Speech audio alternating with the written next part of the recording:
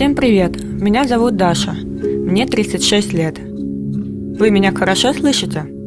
Я себя нет. Что сегодня отмечаем? Вы сегодня с тортиком? Ой, молодцы. Давайте, проходите. Родилась я в обычной семье, где папа военный, мама домохозяйка. В год я переболела воспалением легких, лечили пенициллином, вылечили. По прошествии какого-то времени, когда вроде бы маленький ребенок Даша должна как-то реагировать на слова окружающих, мои родители поняли, что со мной что-то не так. Мне было около 2 лет, когда родители обратились к врачам и выяснили, что у меня не слышат уши. Диагноз – нейросенсорная тугоухость 4 степени на оба уха. Родители, конечно, были в шоке, растерянности. Врачи убеждали их, что меня надо отдавать в специализированные учреждения для глухих детей, что меня невозможно научить говорить и так далее. Тут у меня зона, поэтому ты кричи, если ты меня не слышишь. Я поняла. Мои отрывочные воспоминания из такого раннего детства. Наушники, которые вставлены в ушки, от них идут проводки вниз к аккумулятору, которые клали мне в карман сарафана. Мне было некомфортно, я понимала, что это мне не нравится, вырывала всю эту технику. Папа громко говорит мне в ухо разные буквы, показывая кубики с этими буквами. Так мы учили алфавит.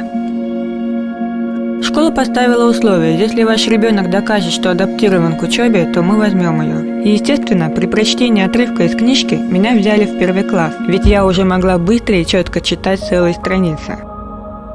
В школе мне повезло с учительницей в начальных классах. Меня всегда сажали за первую парту и не продолжали урок, пока не убеждали, что я все поняла и успела записать. Это было здорово. Учительница постоянно вовлекала меня в конкурсы чтецов и различные кружки, чтобы адаптировать меня к окружающему миру. Потом уже, когда мы подросли, когда появилось вместо одной учительницы много учителей, стало сложнее. Ну и, соответственно, мои одноклассники, как и все дети, кто-то добрее, кто-то жестче.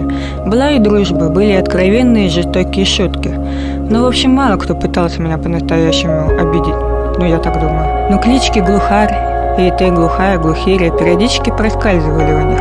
Потом был колледж, золотое время, когда я уже стала более смелой, появились более сильные слуховые аппараты.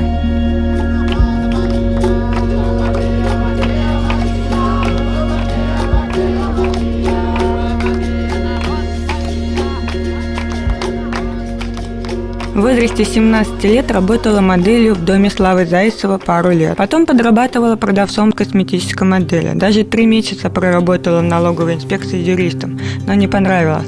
И тут решила обучиться на мастера маникюра, и так у меня это стало хорошо получаться, что работаю до сих пор в этой сфере. Сейчас у меня свой салон красоты. 2 года назад я познакомилась с Сашей. Он принял меня такой, какая я есть. Закинул мне идею снимать блог. Всем привет. Глухота не приговор. В нем я рассказываю о своей жизни без слуха и снимаю смешные видео, связанные с моей особенностью. В России не принято громко заявлять о таких проблемах, поэтому мое признание собрало большой резонанс. Нам надо идти туда. Конечно, были и те, кто обвинял меня в пиаре на собственном недуге. Даже если это и так, главное, это люди, которым мой блог помог. Мне пишут со всех концов нашей страны, глухие, мамы глухих деток, и благодарят за поддержку и за то, что на моем примере они увидели, что глухота не приговор.